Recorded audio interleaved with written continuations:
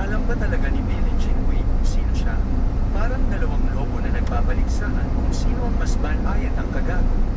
Nagpakumbaba si Suo Fan at umiti, Sir ay, ito ang may-ari ng manor, si Sword King Shangguan Feiyun, pagpapakilala ni Billie Jean Wei. Nanlaki ang mata ni Suo Fan at muling yumuko, Sword King Feiyun, Sir, patawarin mo ako. It's fine, tumayo ka na, sagot ni Shangguan Feiyun at tinulungan pa siya. Ayos ang damit ni Suo Fan at gumisi. Hahaha, isa lang akong Radiant Stage Cultivator pero nakaharap ako ngayon sa dalawang Sword King at mismong Prime Minister. Hindi ako makapaniwala nang sinabi ni Sir Dragon Kevin Sword King na ipinagtatanggol niya ang bayan niya. Muntik na akong himatayin, nakakahiya talaga. Tahimik lang si Dan Ching Shen, hindi makapaniwala. Grabe ang acting ng batang ito. Kung hindi ko lang alam ang tunay niyang pagkatao, baka naniwala rin ako. Hahaha, napakagawa ni Sir.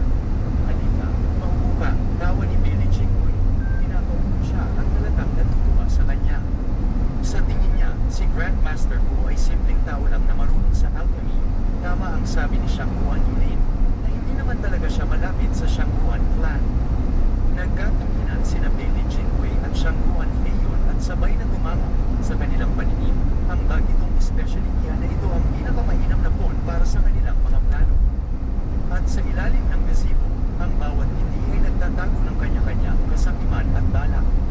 Sa isang bayak na maliit na gazebo sa likuran ng Flying Cloud Manor, 4 na tao ang nag-enjoy sa masarap na buhay, tawa at kwentuhan na parang matagal ng magkakaibigan. Ang napaka-harmonia at magaan na eksena manching yan habang nakatitig sa TV noon lang niya nasal ayan. Oh, minsan ni Grandmaster Wu, si Miss Wu. Hahaha, halika, maupo ka. Ngumiti si Shangguan Feiyun sa kanyang kinakamahang pamangkin at hindi siya inilaglag. Sa halip, itinuro lamang ang upuan sa tabi niya. Nag-uusap lang kami ng pinsan mo. Kung hindi mo mamasamain, umupo ka na rin. Kumaibat ang kilay ni Shangguan Chingya. Bilang isang dalaga ng Shangguan clan na nasa unang undercover mission, paulit-ulit siyang binalaan ng kanyang ama at mga elder na dapat niyang tibayan ang kanyang puso. Ngunit nang makita ang kanyang traidor na tiyuhin, nakalusot ang kanyang kaba. Parehong agad na nakaunawa sina Shangguan Feiyun at Billie Jean Wei at simpleng umiti. Mukhang salat na talaga si Shangguan Fiction sa tao kung isang inosenteng bata ang ipinadala niya bilang especially niya. Hahaha. Napangisi si Suo Fan sa loob niya. Ang pagdating ni Shangguan Qingyan at ang naging reaksyon nito ay kahina-hinala. Pero binaliwala ni Shangguan Feiyun dahil alam na niya ang lahat. Isa pa, mataas ang tiwala ni Billie Jean Wei kay Suo Fan. Noong nag-uusap pa sila kanina, sinubukan na ni Billie Jean Wei si Suo Fan upang makita kung lalabas ang tipikal na kaba ng isang baguhang especially niya. At hindi nga siya nabigo. Dahil dito, binaba niya ang kanyang depensa at hinayaan ang berdeng bagitong ito na maglaro-laro bilang especially niya. Ang totoo, ang pagdating ni Shangguan Qingyan ay para takpan ang sarili niyang galaw at pati na rin si Suo Fan. Ngumisi si Shangguan Feiyun at tumibig sa dalaga, dahilan para lalo itong kabahan. Sa huli, tumawa ito. Hahaha, inimbitahan ko na siyang makipag-usap pero nakatayo lang siya dyan na nakatitig sa akin. May masama ba siyang iniisip? Natarante si Shangguan Qingyan at unti-unting tumulo ang pawi sa kanyang buhok. Nagkatunginan sina Shangguan Feiyun at Billie Jean Wei, halatang nag-enjoy sa panunukso sa kanya. Yaner, ayos ka lang ba? Bakit parang ang lungkot ng mukha mo? Baka umaatake na naman ang sakit mo. Lumapit agad si Suo Fan at kinakpan ang kanyang naguguluhang mukha, sabay senadorias gamit ang kanyang mga mata. Ginamit ni Shangguan Qingyan ang pagkakataon para makaalis. Oo, kuya, umatake na naman at nanghihina ako. Tulungan mo na akong makabalik. Sige, ibigay mo muna ang Sword King's token. Heto, salamat. Pero ang mga elemento sa katawan ng pinsan ko ay hindi balanse at kailangan ng gamot, kaya aalis na muna kami. Tumango si Dan Ching Shen at tinanggap ang token. Hindi nakita pinigilan. Grandmaster Gu, alagaan mo si Miss Wu. Maraming salamat, tumalikod na si Suo Fan. Kumunat ang noo ni Shangguan Feiyun. Grandmaster Gu, kung ganun, bakit hindi mo na lang siya gamutin dito? Kumpleto kami ng sangkap at maaari mong gamitin ang lahat ng kailangan mo. Hindi na po, napakamot si Suo Fan at ngumiti ng pilit. Salamat. Pero ang paggawa ng gamot para sa pinsan ko ay komplikado at hindi pwedeng gawin basta-basta. Mayroon pa akong mga nakahandang pil sa bahay.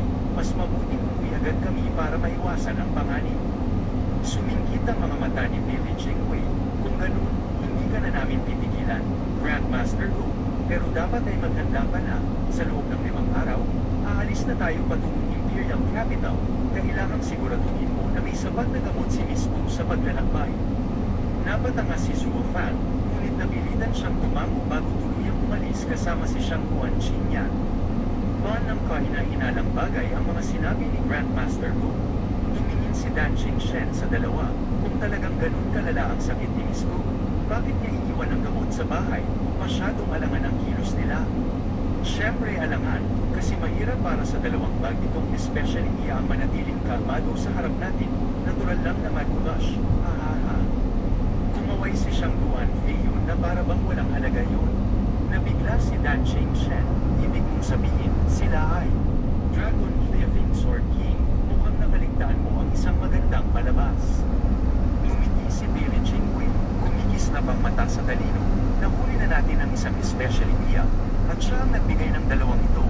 Nagpadala ang Shang Guan clan ng isa para sa hayagan at isa para sa palihim, pero hindi nila alam na kahit anong gawin nila, sila mismo ang nahulog sa ating patibong.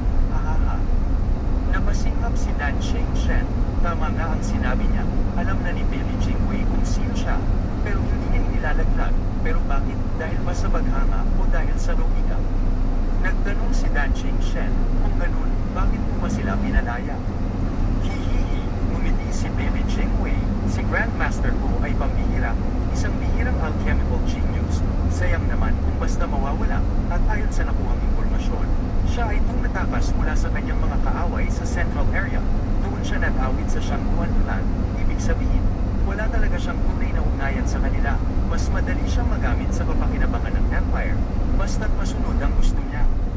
Tumango si Dan Shen. Tama, gagawin ko rin ang lahat para magamit ang ganitong talento, pero bakit hindi mo na lang siya ilantad at agad na kunin? Kung ganun, hindi ba sigurado na magiging atin siya? Living Sword King, ganito kasi yun. Kung mangaw sa ilong si Billy Jingwei at kumislap ang mata, madali lang ulihin ang mga especially niya, pero gusto ko ng isa na magdadala ng mensahe ko, para mahulog ang buong Shang Guan clan sa bitat at tuluyang mawasak. Hindi kailanman si Grandmaster Gu ang totoong siya.